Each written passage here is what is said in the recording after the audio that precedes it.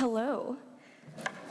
As Carrie said, my name is Molly, and I'm a senior here at Elon. Can you hear me without the mic, or should I use the microphone? Okay, perfect. So I am a senior here, and it's wonderful that I'm able to finally talk at Newman Lumen, so thank you for coming to hear my story. Reflecting on authentic identity this week is quite fitting for me because last Sunday, September 15th, I celebrated my 20th Gotcha Day with my family. Somehow, Elon knew I wanted to be home with them for this special day, since I'm usually here at school. And what a joy it was to reflect on all of the ways my life has changed for the better because my parents decided to adopt a small, orphaned, outgoing, stubborn baby girl from China on September 15th, 1998. I can confidently say that I am who I am because of my adoption. My authentic identity has formed through my story of abandonment and being given another chance at life, and maybe even a better chance that my biological parents could have never given me. Yet, as I was talking with my mom about what I was going to say, she asked me, "What does it mean to be authentic?" I pondered this question and then told her, "Being the person you want to be." She nodded, smiled faintly, and then replied, "But what if that person you want to be is not the person you actually are?" That got the gears in my brain turning, and I couldn't seem to formulate a response. That question is so thought-provoking, and identifying an answer, if one even exists, is not simple. I began to wonder how my story of being a Chinese adoptee relates to this question, and it relates to it in this way. I have come to terms with my authentic identity because for the past 21 years, I have traveled on the path of discovering the answer to, who am I because of my adoption? There are 3 specific experiences in my life that come to mind that describe how I navigated this question. Some pertain to the person I wanted to be and wasn't, while some pertain to the true person I am today. Without all 3 of these experiences, though, I would not have received the clarity I yearned for to be proud of my authentic identity. I grew up in a wonderful neighborhood in Decatur, Georgia, Winona Park. Winona Park is where I went to elementary school, learned how to ride a bike for the first time, practiced baseball with my dad, and helped raise my younger sister, who is actually here today. Yet, Winona Park is not very diverse, and what comes with living in a predominantly white neighborhood while being Asian growing up is just what you may think. Many questions about why you look different from everyone else, especially your parents. Every time one of my parents would walk me to school and hug me goodbye, a wide-eyed, curious elementary schooler would ask me if that was one of my parents. I wouldn't let this question faze me, and I told them that, yes, that was my mom or dad, and that I was adopted. They would nod, seeming as though they understood what adoption meant, before following up with, "So is that why you look different?" At the time, looking different from my parents and those around me didn't affect me deeply.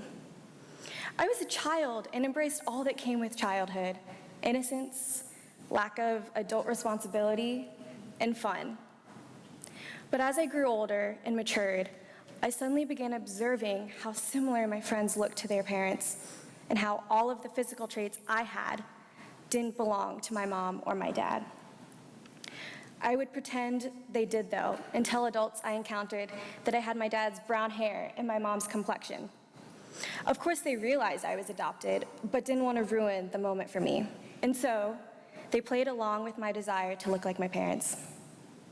When my family and I would go out for dinner or attend events around town, I suddenly grew extremely self-conscious and hated that I didn't look like my family. I didn't feel beautiful because I had long, straight brown hair and almond-shaped eyes and was short in stature when I could have had my mom's blue-green eyes and my dad's height. Everything about my physical appearance made me feel insecure in my own body and contributed to my longing to change the person I was into the person who I wanted to be, the girl who looked like her parents. I felt incredibly confused about my identity as a Chinese American adoptee and hoped this confusion would eventually disappear into thin air. That's where I was wrong on so many levels.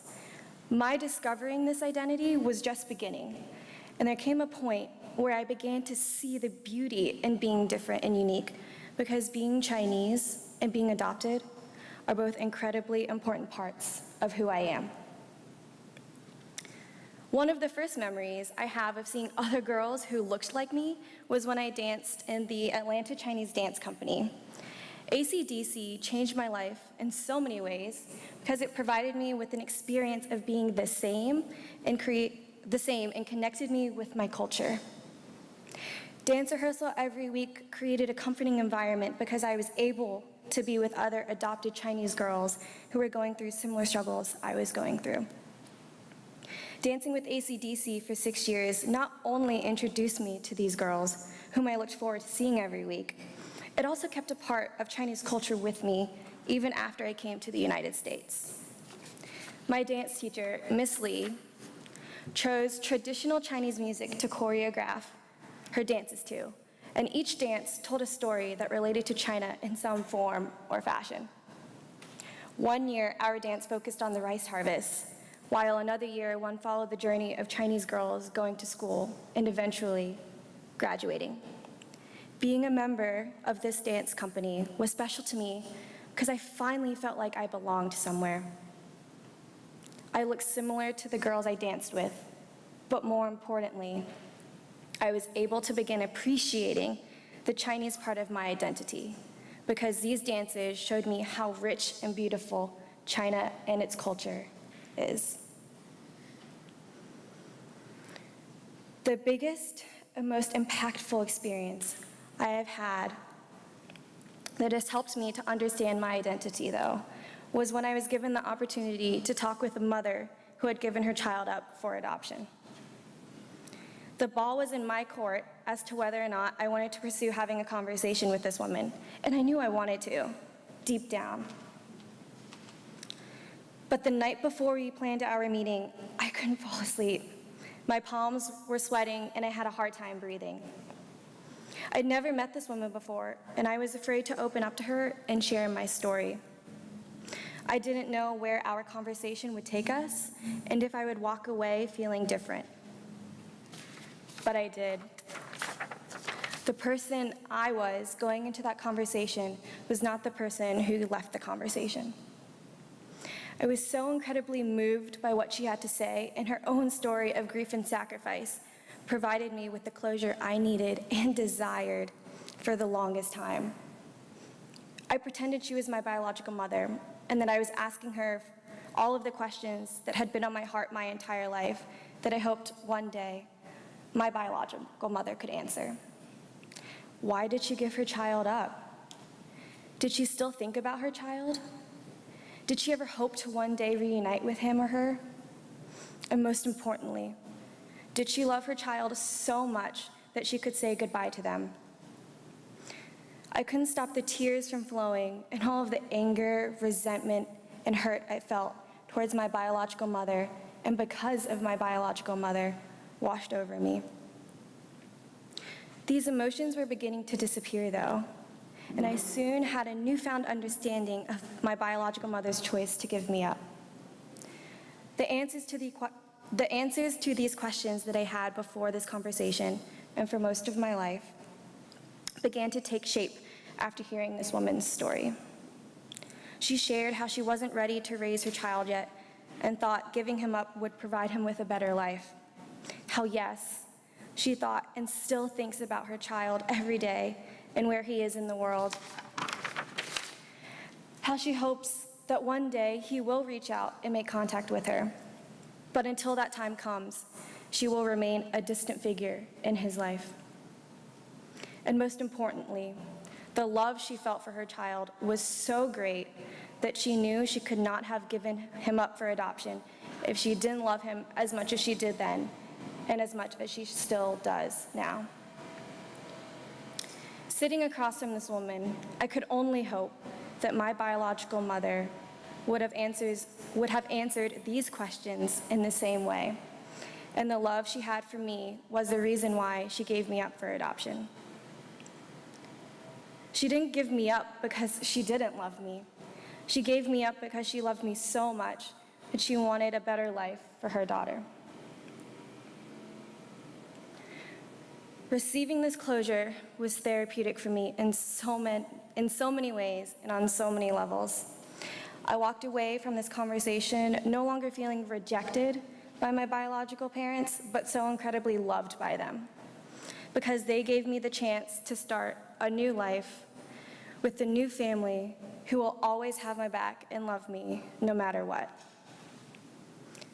So, going back to the question I began with, what if the person we want to be isn't the person we actually are? The 3 experiences I have shared today have all shaped my understanding of who I am and have taught me the importance of self-acceptance. Authentic identity involves accepting who we are, even the parts of ourselves that make us feel uncomfortable, the parts we struggle with. But until we accept these parts of ourselves, we are not able to be truly authentic. It has taken me 21 years to navigate this self-acceptance, and I finally feel comfortable with who I am and the story of my adoption. I cannot be more proud of the fact that being a Chinese adoptee is such an important part of my authentic identity. And so, my hope for all of us today is to realize the person who we are, deep, deep down, is enough, worthy, and loved. Thank you.